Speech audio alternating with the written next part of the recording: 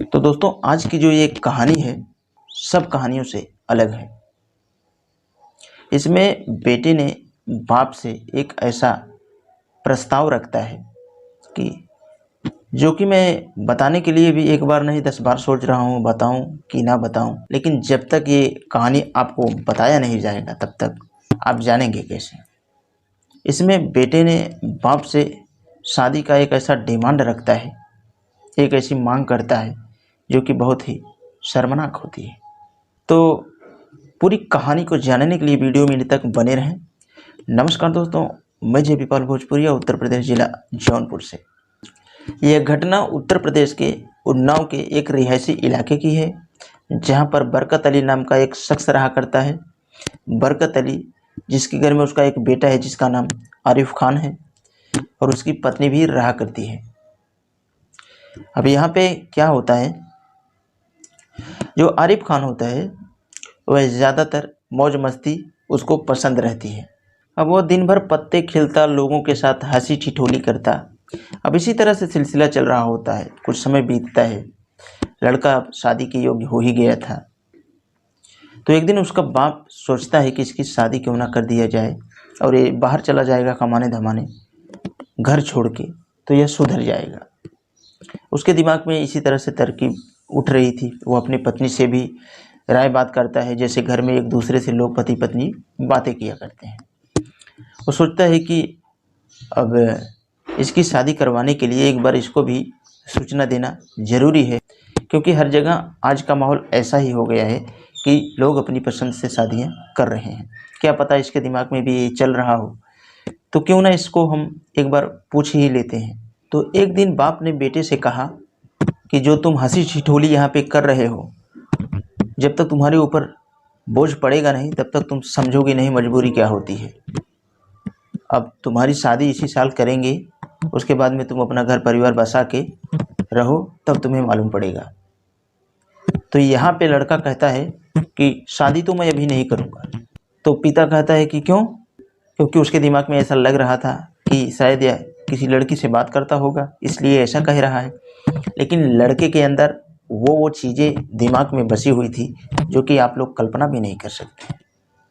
अब लड़का यहाँ पे बाप से कहता है अपने कि पिताजी, मेरी ख्वाहिश यही है कि अगर मैं शादी करूँगा तो बड़ी भ्रष्ट वाली लड़की से शादी करूँगा। बाप जैसे ही इतनी बात सुनता है तो यहाँ पे इंसानियत ही शर्मसार हो जाती है। बाप शर्म के कारण अपनी मुंडी को नीचे कर लेता है और ये सोचता है कि मेरा बेटा ये हमसे क्या डिमांड कर रहा है,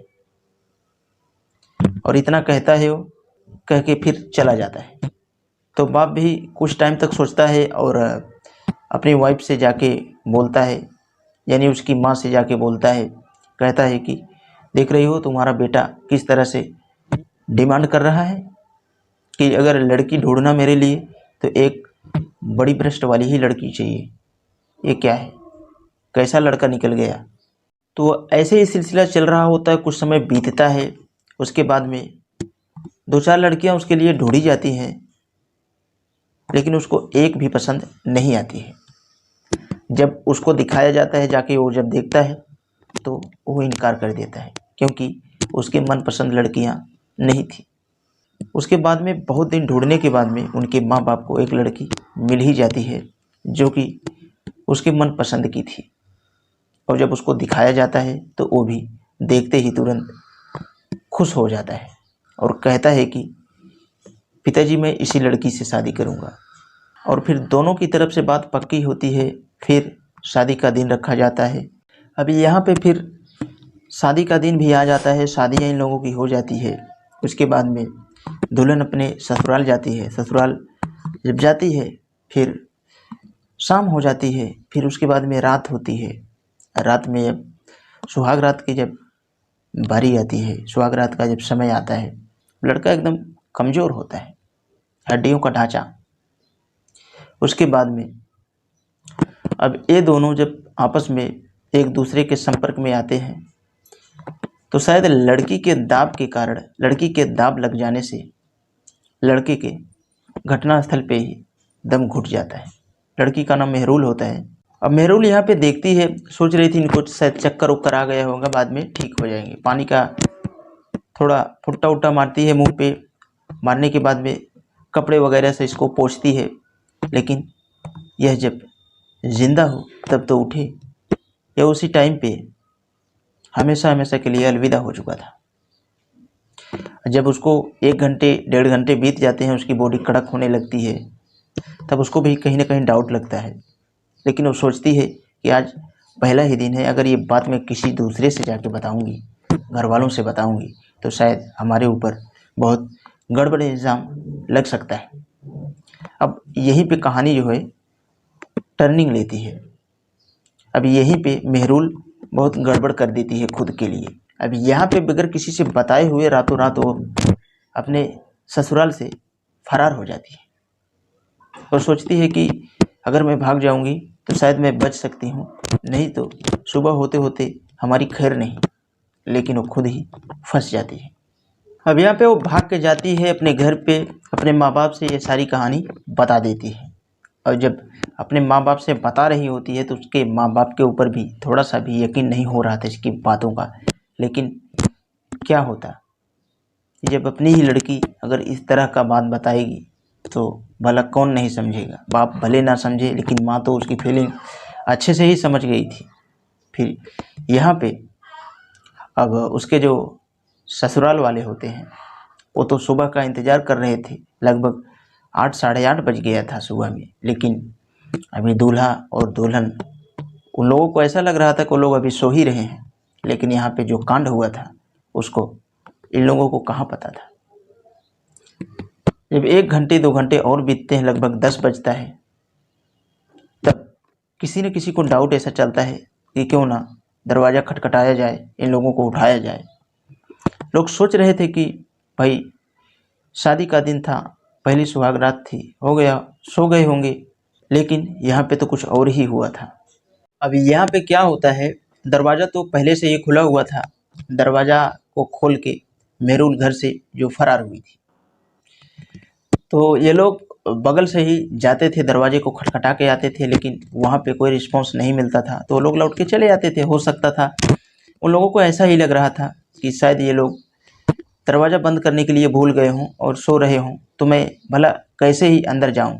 तो ये बाहर से ही दरवाज़ा को खटखटाते और फिर वहाँ पे जब कोई रिस्पांस नहीं मिलता तो वो वापस लौट के चले जाते थे। लेकिन जो उसकी माँ थी, अब 2-3 बार का ये सिलसिला हो ही चुका था। उसकी माँ जो थी एक आवाज़ देती है, दरवाजे को धक्का देके घर के अंदर घुस जाती है। जैसे ही अंदर जाती है, अपने बेटे को जब टच करती है तो उसका बेटा एकदम पूरा टाइट था। इसको समझने में थोड़ा सा भी देर नहीं लगता है। और वहाँ पे जो दुल्हन थी, वहाँ पे तो दिखती ही नहीं। बेड के नीचे देखा जाता है, अलमारी के अगल बगल झाँका जाता है, लेकिन जब वो रहे तब तो दिखे। वो तो पहले से ही फरार थी। लेकिन फिर यहाँ पे वो तुरंत रोने लगती है और अपने घर वालों को बताती है। सारे लोग वहाँ पे इकट्ठा होते हैं। यहाँ पे मातम सा पसर जाता है। उसके बाद में सब लोगों को यही लग रहा था कि ये सारी वारदात दुल्हन ने ही की है, क्योंकि वहाँ पे दुल्हन थी ही नहीं। अब दुल्हन ना होने के कारण सब लोग उसी के ऊपर अपना ब्लेम ठोक रहे थे कि सारी वारदात दुल्हन की ही है। तो अभी यहाँ पे क्या होता है, कुछ ही समय बीतता है, उसके बाद में उसके घर वालों ने ही कोई फ़ोन किया था पुलिस वाले के पास। पुलिस वहाँ पे आती है, घटनास्थल पे पूरी जांच पड़ताल करती है। उसके बाद में उस बॉडी को अपने कस्टडी में लेके फिर तुरंत मेहरुल के घर पे जाती है। अब उस लड़की से पूछती है कि तूने इसके साथ क्या किया, पूरा सही सही बता दो, नहीं तो फिर इल्ज़ाम बहुत गड़बड़ हो जाएगा। तो वह औरत बताना शुरू करती है, कहती है कि साहब इसमें हमारा कोई दोष नहीं है। अब इनकी सेहत जो है हमारे सेहत से कम ही है, बहुत कमज़ोर ही है, लेकिन इनकी जो ख्वाहिशें थी वही ख्वाहिशों की वजह से इनको न जाने क्या हो गया। हम दोनों जब एक दूसरे के संपर्क में आते हैं, उसी समय इनको 1-2 हिचकियाँ आई थी। उसके बाद में उसी समय हमें लग गया था कि शायद दम घुटने की वजह से इनकी मौत हुई है। लेकिन पुलिस इसकी बात को मानती तो नहीं है। अब इसको अपने कस्टडी में लेके पुलिस थाने जाती है। उसके बाद में वहाँ से रिपोर्ट भी तब तक आ जाती है कि इसकी जो मौत हुई है वो दम घुटने की वजह से ही हुई है।